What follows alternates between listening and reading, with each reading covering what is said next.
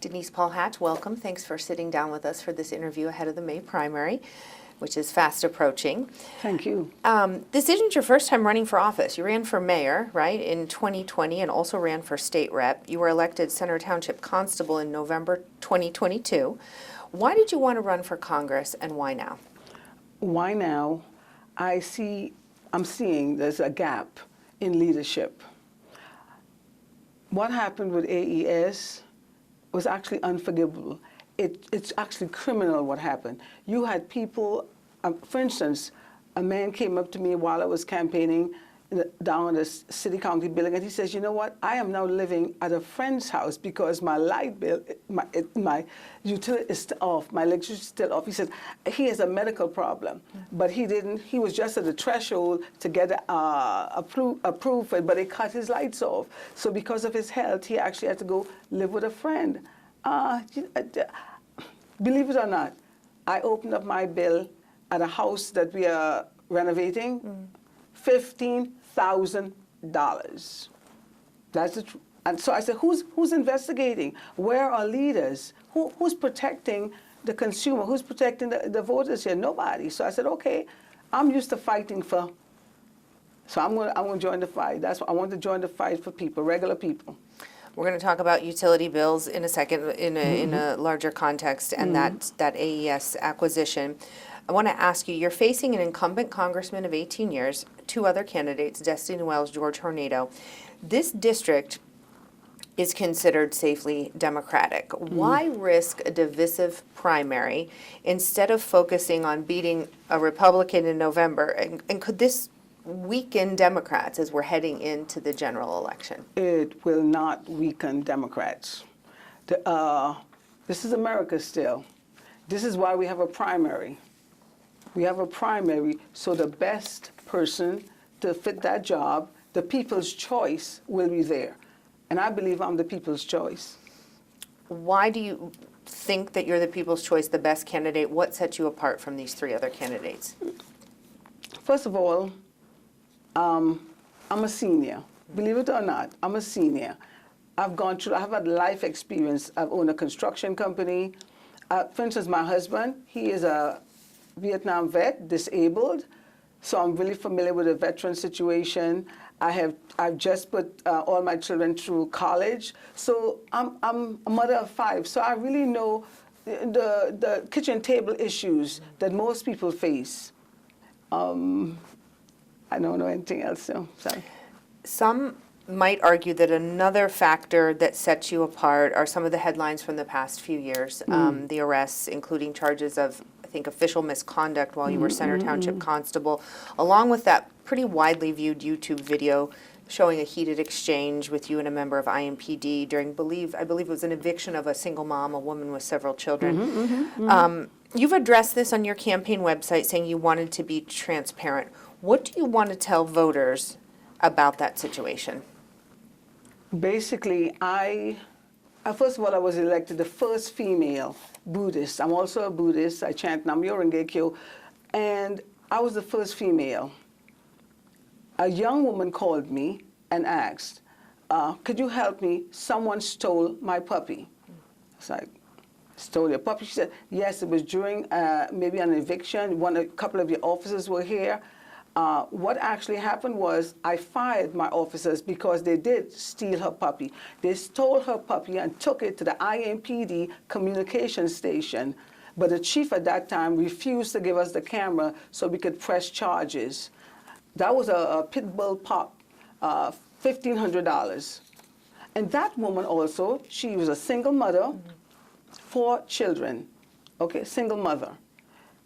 And she was actually a victim of what we call absentee landlords.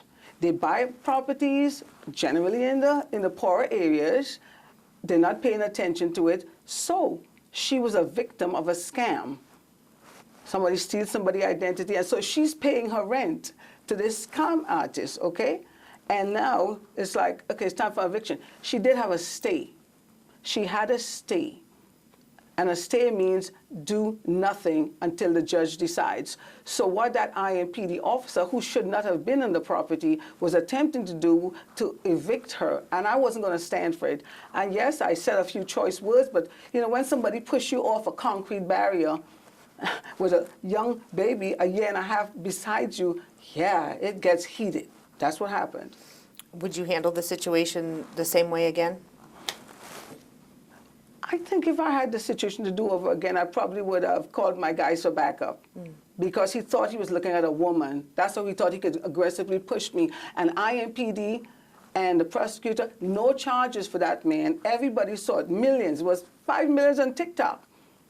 He didn't get any charges because it was the constable, Denise Paul Hatch. So at that point, the Special Investigation Unit decided that they would investigate me. You know, this agency, this unit was set up for corruption, okay? They're FBI trained. So the FBI trained, you know, IMPD, investigated me for 6 months, and this is what they came up with. Theft, $3 worth of broccoli while exchanging 6. So they didn't even do an investigation. Touching a police car, wearing a gun while in uniform, and saying, excuse me, where's my money? Because the judge of Center Township, Judge Roper, wrote an illegal order and gave my papers to all the men around me. So for a year, I wasn't paid, but I still continued to do my job. At the end of the day, what do you want voters to take away from that situation or no in regards to that and your candidacy? Some folks might be concerned, could she handle a situation? Congress can get, you know, wild and woolly itself. And some people might look at that video. I hope no one will be trying to kill me on the Senate floor, the floor. This, you know, when you are pushed backwards, okay, your survival instinct take over, and I think that's what happened to me. But I was fighting for this young woman. People, the takeaway is Denise Paul Hatch. I did also 90 days in solitary confinement. Yes. Why? Because they wanted me to plead guilty to something that I didn't do, and I did plead guilty because I was coerced by my attorney. He also coerced my family. It's a lot of pressure. And I pled guilty. The week after, I started my appeal. A matter of fact, I took my case to the Supreme Court, and it said PCR now. So, yeah, I'm very proud of defending that woman. And so that's what I'm going to do. I'm going to fight. I'm going to defend the people who don't have a voice. That's why I'm running. In fact, on your campaign website, you've said to voters, I will fight for you. I feel you. What do you mean by I feel you? I feel you. Let's put it this way. I am you. I'm an immigrant. I came here as an immigrant child, okay? So I've got that issue. I raised 5 children. Sometimes I was a single parent. It was difficult. All my children have graduated college and doing quite well. I know what it is to be part of the shrinking middle class because one day, for instance, this is something that I absolutely want to bring out. I'm sorry to sidestep a little bit, but in Indiana, the state where abortions are illegal, women are now being denied Medicaid. And that's what reminded me. I can't even express what that is because women are literally going to die. They're going to die because they're thinking, I have a pain, but you know what? I can't call the ambulance because the ambulance bill may be $3,000. I don't have insurance. We need to do something like that. Where are our leaders? We should be fighting to make sure that all women receive prenatal care, regardless. That's something that's really serious to me as a woman. So what does that look like, that fight look like if you would get to Congress? What you would do, the Congress sends money for Medicaid. And what you would do in Congress, you would specify, you would write it into the law that women, pregnant women, must have health care. All pregnant women. You write it into the law.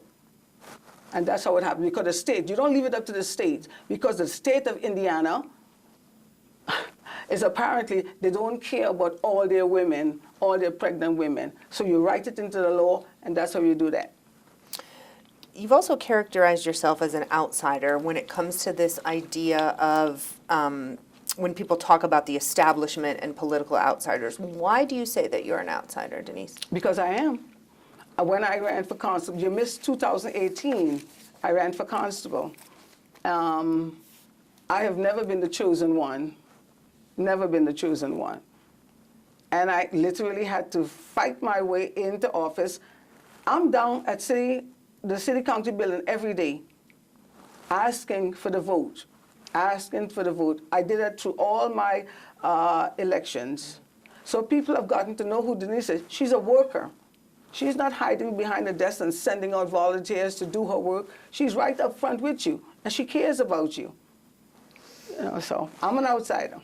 Is that how you're conducting this campaign? Are you down at the city county building? Every day, every day. The incumbent, Congressman Andre Carson, has held this seat for 18 years, and he wins by large margins. Mm-hmm. Why do you believe he's no longer the right person for the job, and in what ways do you think you can do better? I think he's forgotten. I think he's really forgotten what he's supposed to be doing in the office. For instance, when is the last time that Andre Carson had a meeting with the public, a town hall meeting? You, in order to find out what your constituents need, you need to be there. You need to be present. I went to a meeting the night at Warren Township. He didn't show up. He sent his executive to read a speech. No, we want you there. So he's no longer present, and it's hurting the people. So I'm not really running against Andre. I'm actually running for the people. When it comes to taking corporate PAC money from corporations, the other candidates in this race, George Tornado, Destiny Wells, have talked about, said they're not taking it, and they've criticized Congressman Carson for doing so. Where do you stand on this issue of money? Like I said at the interview, Congressman Carson gave a reason why he took PAC money, and I'm not gonna say that it's not true. I'm going to take him as his word. He said he's still representing no matter how much money he takes. I personally have not taken any money. I'm financed. Actually, I got $20 and $10. A little girl down the street, she here, I want you to have money. Here's $10 donation. So yeah, self-funded. So if you were elected, would you take corporate PAC money? No, I wouldn't. Because you know why? When you take money from somebody, they expect something of you. So if a girl on the street gives me $10, yeah, I'm going to represent her. I'm going to represent the 450,000 people in this area. Plus, yeah, I'm not taking that money. Incumbents like Andre Carson, they have seniority, they have committee assignments, established relationships in Washington. What's the case for voters to give that up, to give up somebody who has those relationships, those assignments, that seniority, and choose a newcomer without those connections and, as you have described, an outsider? Those connections are easily formed. Let's not. Actually, I worked on Capitol Hill as an intern. I worked for a senator, way back then when I was a young kid. But the way it works is you're put into committees. They put you under committee. AOC, for instance, right? She was a newcomer. She was an outsider. And now, look at her. She's on the committee and she's doing things. Yeah, that's how it works. You don't stay in office for life, okay? It's time for a change. Let's talk about some of the issues that you address specifically on your campaign website. You've raised concerns about the cost of utilities and said utility companies should be held accountable for these unfair rate increases. This past legislative session, state lawmakers pushed for utility affordability measures. They expanded performance-based rate making, tying how many profits a utility company could make more closely with how they perform.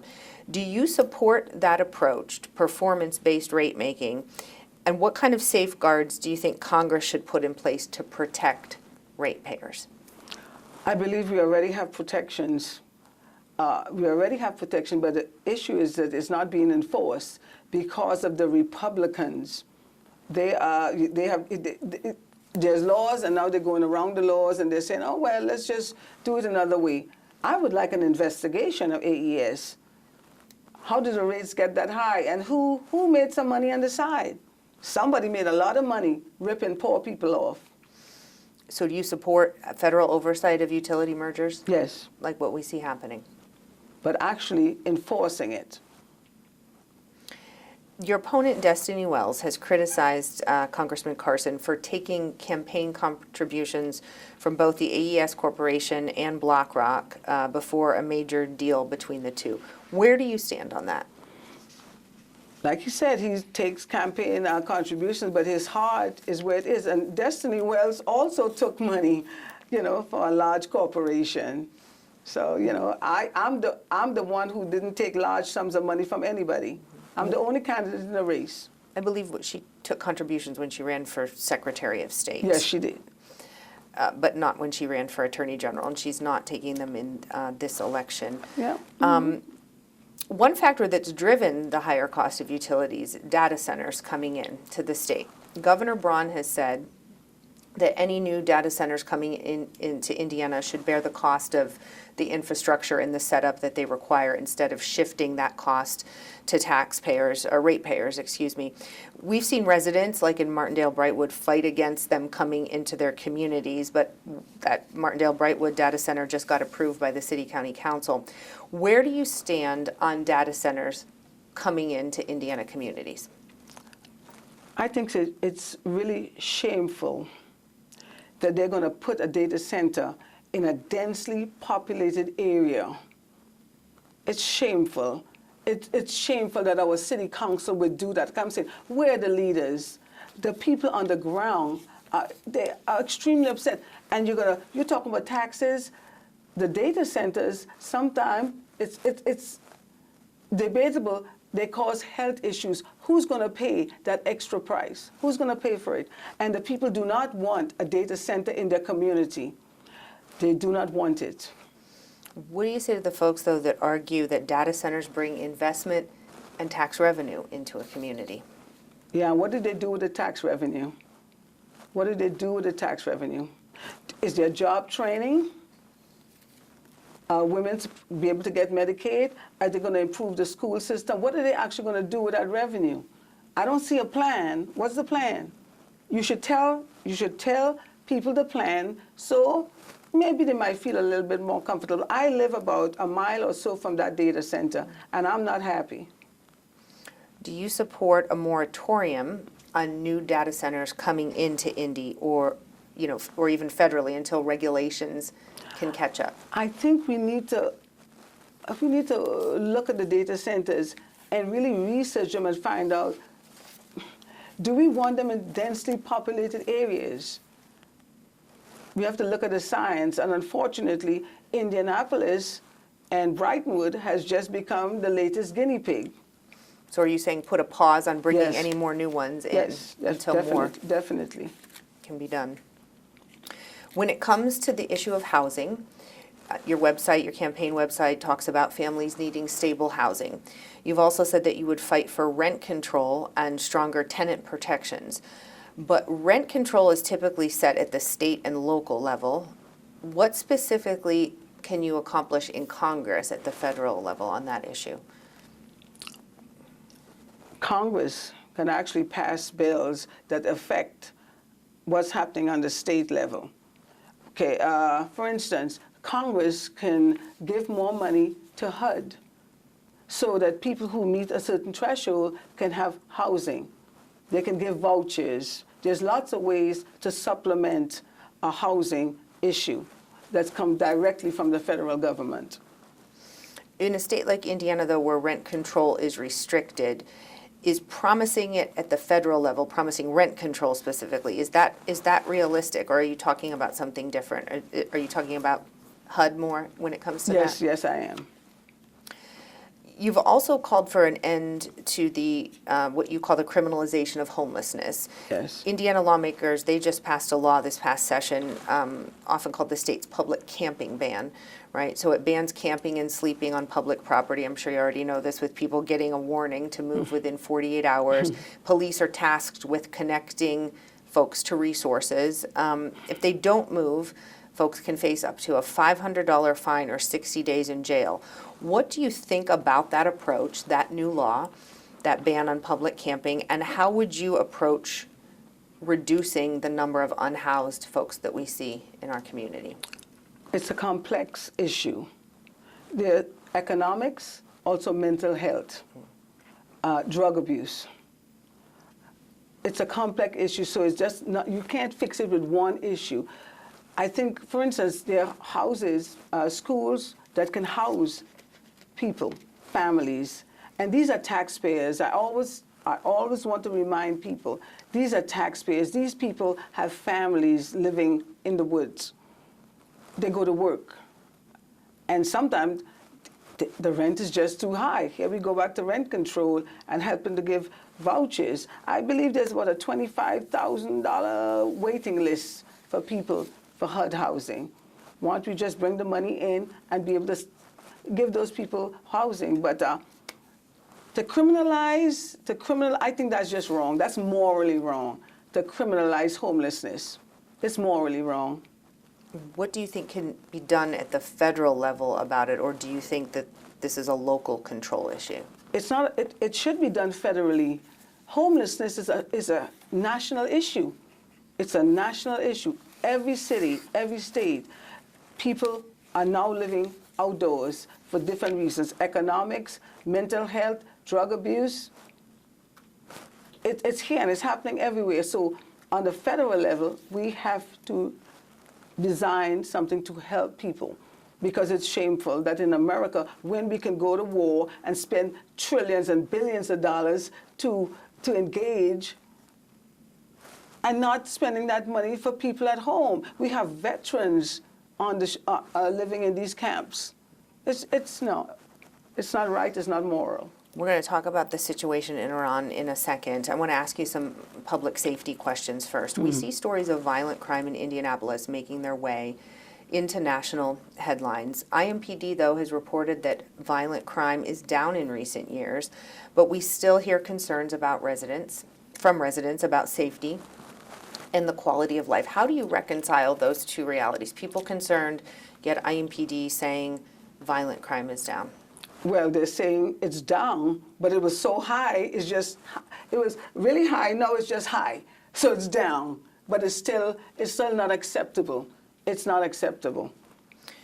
Crime is primarily handled at the local level by police and prosecutors. So realistically, in your view, how much impact can a member of Congress actually have on crime here in Indy? They're actually doing it now. Like I said, I was investigated by a FBI-trained SIU unit. Put some of that money. That's federal money that's coming in. Okay, that's federal training that they received. And I also believe crime. One of the reasons that crime is not solved or it's out of control, IMPD.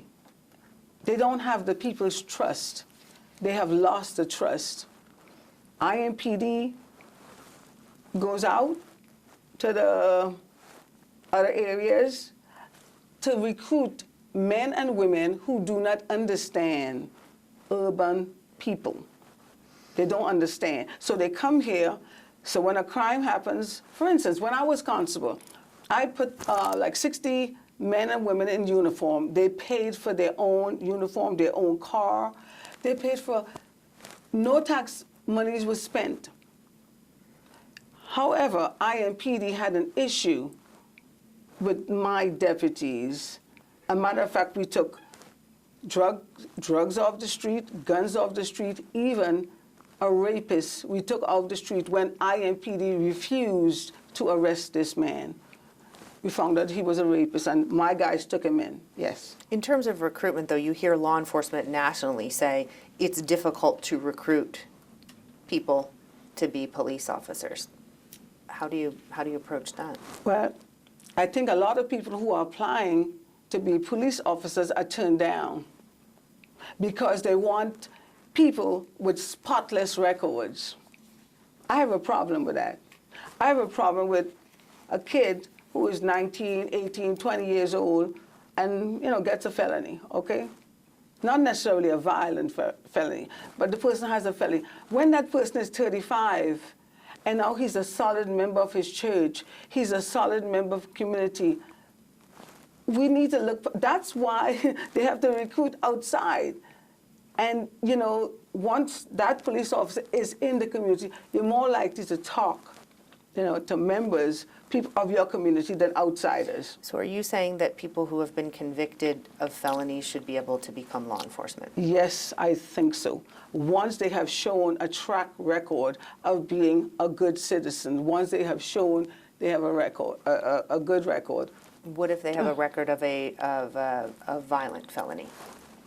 Well, let's put it this way. The chief of police, he just stepped up. Now he's a deputy mayor. He was, it wasn't a felony, but it was a misdemeanor of domestic violence. He's now deputy mayor. He got a pass. Why not give a pass to the common person? Why not give a pass to them? Because they want to serve. Part of your public safety platform also involves what you call marijuana justice. Mm-hmm. You want to legalize marijuana at the federal level and expunge possession convictions. Yes. Joe Biden, when he was president, issued pardons for federal possession cases already. Since most marijuana convictions are handled by states, how would you, as a member of Congress, actually deliver expungement nationwide? It was done in Canada. It can be done in America. It's been done in most industrialized countries around the world. It can be done. And you need an advocate.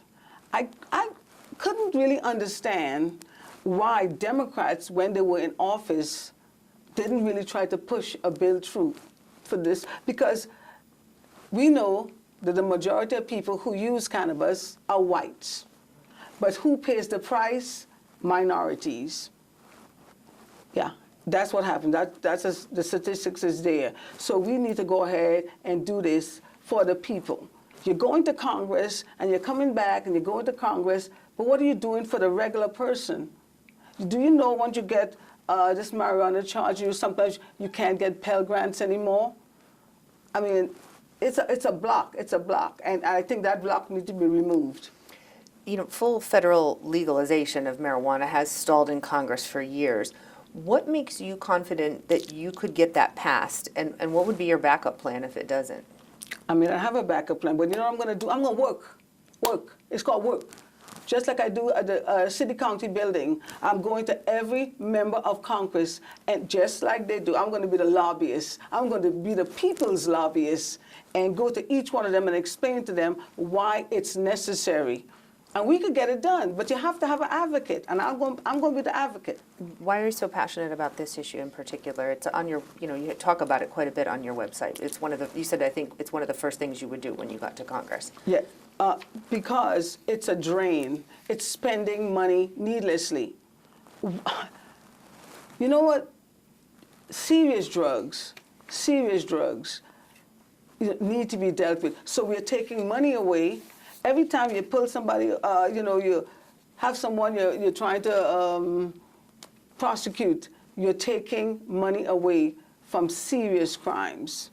Spend that money where it's needed. Spend that money on trafficking, child trafficking. We're the capital of child trafficking. Spend the money there. In terms of immigration, Indiana has recently strengthened its partnership with the Department of Homeland Security and ICE, holding ICE detainees at the Miami Correctional Facility. Democrats have criticized ICE's actions here and across the country. Do you think ICE should be abolished? Yes.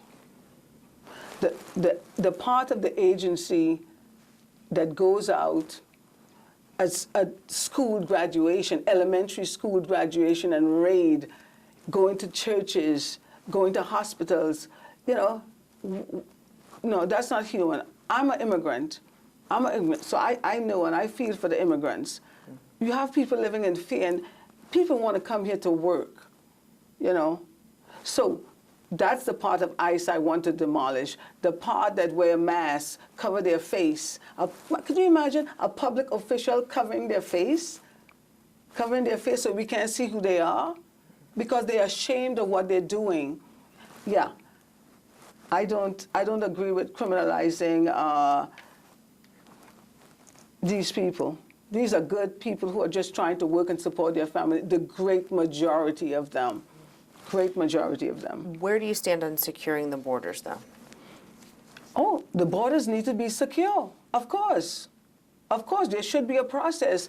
And both Republicans and Democrats have not really looked at it and said, okay, this is a common sense approach. For instance, people are coming here mostly for economic reasons. Mostly for economic reasons. Some of them are coming because it's really dangerous to live where they are because of their wars, different situations in their countries. So, but the border needs to be secure. Develop a plan where we have people have say a 6 months visa. They come for 6 months, they work, they go back, they come, yeah. They do that already, but they need to expand that type of visa. Expand that type of visa. In terms of Iran, right now, tensions are disrupting the conflict, disrupting global oil shipping, the Strait of Hormuz. There have been recent ceasefire efforts, we know, but fighting and disruptions are still going on, being reported. Do you believe the United States should be pushing harder for diplomacy or maintaining military pressure at this point? Diplomacy. I pray for world peace every day. Nam Myoho Renge Kyo, I'm a Buddhist. I pray for world peace. Do you think that Congress should vote before any further escalation with Iran, or is the president justified in acting unilaterally, as he has done? He's not justified. He's not justified. Why not? He's not justified because Iran didn't attack us. It's okay if we're being attacked, but we won't attack. He decided to, get with Israel and attack Iran. And, I have a 25-year-old. He can be called up to fight for what? You fight for America. You don't fight just because Donald Trump decides, he want to play games with the Israelis. For people at home seeing the rising gas prices because of the conflict, what would you do in Congress to protect them from the economic fallout? That would be very difficult, very, very difficult, because, the price of oil, we don't really control the price of oil. The price of oil is controlled by the cartels and who own the oils, right? So even if we go to our reserve, we still won't be able to do very much. It's going to be tough.